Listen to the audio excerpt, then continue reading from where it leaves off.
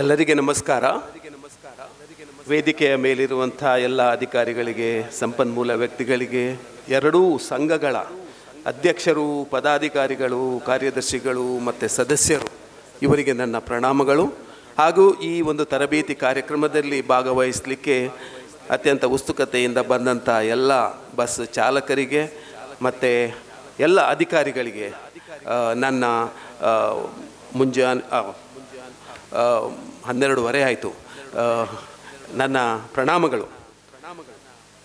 ಒಂದು ವಿದ್ಯಾಸಂಸ್ಥೆಯಾಗಿ ಇಂಥ ಒಂದು ಸಮಾಜಮುಖಿಯಾದ ಒಂದು ತರಬೇತಿಯಲ್ಲಿ ಪಾಲ್ಗೊಳ್ಳಲು ಅಥವಾ ತಮ್ಮ ಸಹಯೋಗವನ್ನು ಕೊಡಲು ಸಂತ ಅಲೋಸಿಯಸ್ ಪರಿಗಣಿತ ವಿಶ್ವವಿದ್ಯಾಲಯ ತುಂಬ ಸಂತೋಷ ಪಡ್ತಾ ಇದೆ. ಮೊದಲನೇದಾಗಿ ಈ ಕ್ಯಾಂಪಸ್ಗೆ, ನಮ್ಮ ವಠಾರಕ್ಕೆ ಬಂದಂಥ ನಿಮಗೆಲ್ಲರಿಗೂ ಸಂತ ಅಲೋಸಿಯಸ್ ಪರಿಗಣಿತ ವಿಶ್ವವಿದ್ಯಾಲಯ, ಇದರ ಆಡಳಿತ ಮಂಡಳಿ, ಉಪಕುಲಪತಿಗಳು ಹಾಗೂ ನಮ್ಮೆಲ್ಲರ ಪರವಾಗಿ ಹಾರ್ದಿಕವಾದ ಸ್ವಾಗತವನ್ನು ಬಯಸ್ತಾ ಇದ್ದೇನೆ.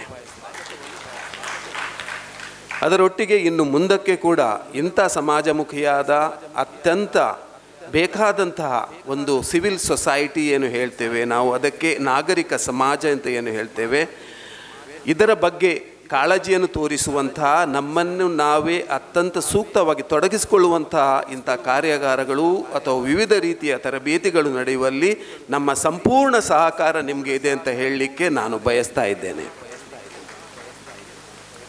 ನಾನು ಒಂದು ರೋಟರಿ ಕ್ಲಬ್ಬಿದ ಸದಸ್ಯನಾಗಿ ಮಂಗಳೂರು ಉತ್ತರದಲ್ಲಿ ಪ್ರತಿ ವರ್ಷ ನಾವು ಒಂದು ವೊಕೇಶನಲ್ ಅವಾರ್ಡ್ಸ್ ಅಂತ ಕೊಡ್ತೇವೆ.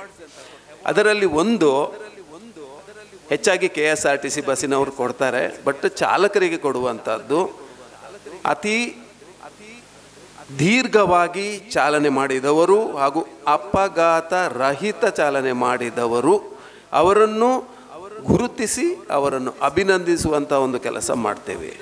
ಅವರನ್ನು ಕಂಡಾಗ ನನಗೆ ಅನಿಸೋದು 20, 30, 40 ವರ್ಷ ಒಂದೇ ಬಸ್ ಇರ್ಬೋದು, ಬೇರೆ ಬೇರೆ ಬಸ್ ಇರ್ಬೋದು, ಒಂದೇ ಕೆಲಸ, ಬೇರೆ ಬೇರೆ ರೂಟ್ ಇರ್ಬೋದು, ಒಂದೇ ರೂಟ್ ಇರ್ಬೋದು, ಸತತವಾಗಿ ಅಷ್ಟು ವರ್ಷ ನಿಷ್ಠಾವಂತರಿಂದ ಮಾನವೀಯ ಮೌಲ್ಯಗಳನ್ನು ತೋರ್ಪಡಿಸುತ್ತಾ ಇಷ್ಟು ಜನ, ಲಕ್ಷಗಟ್ಟಲೆ ಜನರನ್ನು ದಿನಂಪ್ರತಿ ತಮ್ಮ ಡೆಸ್ಟಿನೇಷನ್ಸ್ಗಳಿಗೆ ಸೇಫಾಗಿ ತಲುಪಿಸುವಂಥ ಕೆಲಸವನ್ನು ನೀವೆಲ್ಲ ಮಾಡ್ತೀರಿ.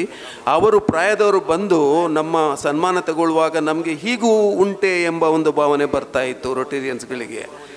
ಆದರೂ ಅಂಥ ಅಪಘಾತ ರಹಿತ, ಯಾವುದೇ ಕಂಪ್ಲೇಂಟ್ ಇರದಂತಹ ನಾಗರಿಕರಿಂದ ಹಾಗೂ ಅವರನ್ನು ಯಾರು ಬಳಸ್ಕೊಳ್ತಾ ಇದ್ದಾರೆ, ಕೆಲಸ ಕೊಡ್ತಾ ಇದ್ದಾರೆ, ಅವರಿಂದ ಯಾವುದೇ ಕಂಪ್ಲೇಂಟ್ ಇರದೆ ಇಷ್ಟು ಶಿಸ್ತಿನಿಂದ, ನಾಗರಿಕ ಭಾವನೆಯಿಂದ ಕೆಲಸ ಮಾಡುವಂಥ ನಿಮಗೆಲ್ಲರಿಗೂ, ಚಾಲಕರಿಗೆ ಸ್ಪೆಷಲಿ, ನಾವು ಇವತ್ತು ಸೇಫಾಗಿ ಎಲ್ಲ ಕಡೆ ಹೋಗ್ತಾ ಇದ್ದೇವೆ ಅಂತ ಹೇಳಿದರೆ it is because of you.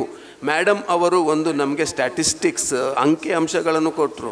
ಎಷ್ಟು ಬಸ್ಸುಗಳಿವೆ, ಎಷ್ಟು ಪ್ರೈವೇಟ್, ಎಷ್ಟು ಸಿಟಿ ಬಸ್ಸುಗಳು, ಅದರಂತೆಯೇ ಅಷ್ಟು ಸಿಟಿ ಬಸ್ಗಳಲ್ಲಿ ಮತ್ತು ಬೇರೆ ಬೇರೆ ಬಸ್ಸುಗಳಲ್ಲಿ ಪ್ರಯಾಣ ಮಾಡುವಂಥ ಲಕ್ಷಗಟ್ಟಲೆ ಪ್ರತಿದಿನ ಜನ. ಇಷ್ಟು ಜನರ ಜವಾಬ್ದಾರಿ ನಮ್ಮಲ್ಲಿದೆ. ಅದಕ್ಕೋಸ್ಕರ ಸತತವಾಗಿ ಇಂಥ ತರಬೇತಿ ಕಾರ್ಯಗಳನ್ನು ನಾನು ಮಕ್ಕಳಿಗೆ ಕೂಡ ಹೇಳುವುದಂತಿದೆ. ಶುಕ್ರವಾರ 2 ಗಂಟೆ 2ರಿಂದ 4 ಪ್ರತಿ ಶುಕ್ರವಾರ ನಾವು ECCC ಮತ್ತು ಪಠ್ಯೇತರ ಚಟುವಟಿಕೆ ಬಗ್ಗೆ ಸಮಯಕ್ಕೆ ಬಂದಾಗ ನಾವು ಟ್ರಾಫಿಕ್ ಅಥವಾ RTO ಅಥವಾ ಬೇರೆ ಬೇರೆ ಆಫೀಸರ್ಸ್ಗಳಿಗೆ ನಾವು ರಿಕ್ವೆಸ್ಟ್ ಮಾಡಿದಾಗ ಅವರು ತಮ್ಮ ಸಿಬ್ಬಂದಿಗಳನ್ನು ಕಳಿಸಿ, ಅಧಿಕಾರಿಗಳನ್ನು ಕಳಿಸಿ, ನಮ್ಮ ಬೇರೆ ಬೇರೆ ಪಂಗಡಗಳು, ವಿದ್ಯಾರ್ಥಿ ಪಂಗಡಗಳೊಟ್ಟಿಗೆ ಇಂಟರ್ಯಾಕ್ಷನ್ ಮಾಡಿ ಅವರಿಗೆ ಈ ಕಾಯ್ದೆ ಕಾನೂನುಗಳು ಏನಿವೆ, ಹೊಸತು ಏನು ಬರ್ತಾ ಇದೆ, ಹೆಲ್ಮೆಟ್ ಧರಿಸುವಂಥದ್ದು ಇರ್ಬೋದು, ಅಪಘಾತಗಳನ್ನು ಹೇಗೆ ಅವಾಯ್ಡ್ ಮಾಡುವಂಥದ್ದು, ಸ್ಪೀಡನ್ನು ಹೇಗೆ ಮೇಂಟೈನ್ ಮಾಡುವಂಥದ್ದು. ಒಬ್ಬರು ಅಧಿಕಾರಿಗಳು ಹೇಳಿದರು, ನಿಮಗೆ ಬ್ರೇಕ್ ಹಾಕಲಿಕ್ಕೆ ಮನಸ್ಸಿಲ್ಲ ಮಕ್ಕಳಿಗೆ ತರುಣ ಏಜಲ್ಲಿ, ಆದರೂ ಕೂಡ ಬ್ರೇಕ್ಗಳು ಇರುವುದೇ ನೀವು ಫಾಸ್ಟ್ ಹೋಗಲಿಕ್ಕೆ. ಎಷ್ಟು ಫಾಸ್ಟ್ ಹೋಗ್ಬೋದೆಂತ ನಿರ್ಧಾರ ಮಾಡೋದು ಯಾವುದು? ಬ್ರೇಕ್ ಅಲ್ವಾ?